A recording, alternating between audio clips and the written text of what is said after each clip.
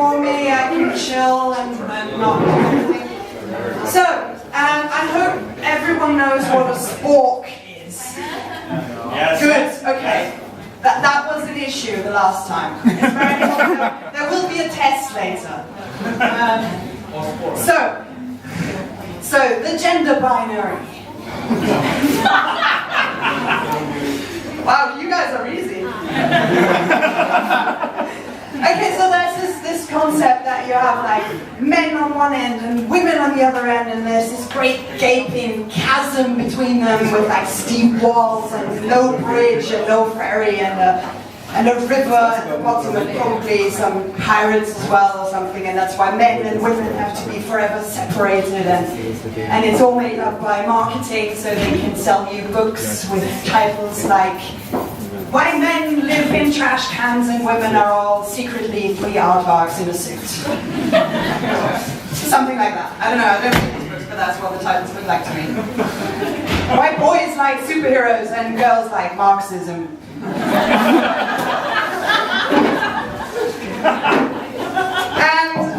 And we put, baby's born and someone looks at its genitals and says, okay, this goes into box A and this one goes into box B, and if people don't adhere to the boxes, then we give them shit, like, men wearing pink or women wearing clothes. It's true. But there are other genders. There is a variety of stuff, and one of these other gender identities is called agender, which means not having a gender. And it's you have to be careful, because if you put a space between the A and the gender, then you get the opposite of what you want. As you know, when you fill out the big mail order catalogue where everyone orders their gender from, and you make a mistake in filling out the form and you accidentally tick the box that says a gender instead of a gender, and then the mail arrives and suddenly you're stuck with this gender that you didn't want, and it's hard because they don't have a sell-by date and you don't really know, is this going to keep? Can I just have this hanging around? Use it as a door stopper or something. So yeah, so that's me, I'm agender, and sometimes I'm a little bit worried that if I come out to like a friend or something that they might say, well, you don't look agender, in which case I would hypothetically have to reply with, well, you don't look like a wanker. But you just told me you are one. And on the outside, not much changes. Like I'm still the same cunt. I still have the same cunt. It's just the label is different. So it's basically the Switzerland of genders in a way. And sometimes I see these boxes on the internet. God, I love you guys.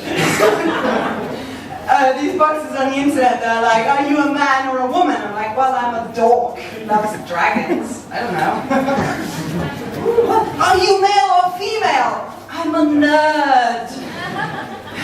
Get it right.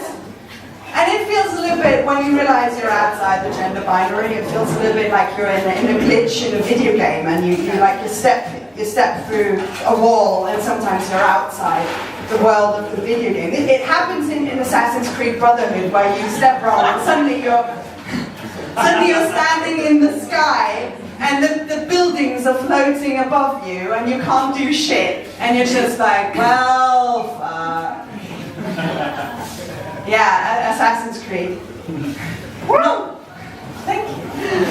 It's not very realistic, I have to say, because it's set in the Middle Ages and you play a guy who walks around stabbing people all day and he never gets tired. Jesus. But the one thing they got very right is in the first part, if you fall into a lake, you die instantly. And that's historically accurate, because people in the Middle Ages couldn't swim. And they also couldn't not fall into lakes, apparently, the idiots.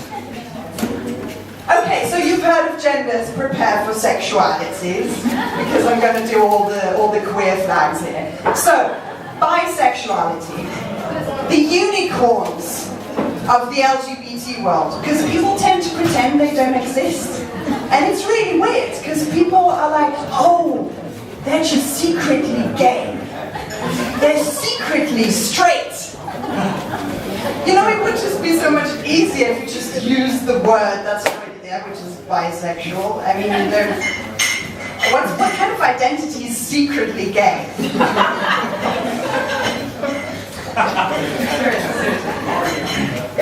And it makes much more sense logically. I mean, if you see a hot person, does it really matter if what they've got in their pants? I mean, I don't know. And most of the people I know are bisexual. I mean, yeah, most of them are in opposite sex relationships, but that doesn't make them any less bisexual. Because, for instance, if you have a spork, this is the text I was talking about, and you only ever use it as a fork and never as a spoon, it's still a spork. And yeah, some people are going to have a preference. Like some people are going to prefer forking to spooning. So, thank you. I make sure that everything I say is true. Everything. No lies.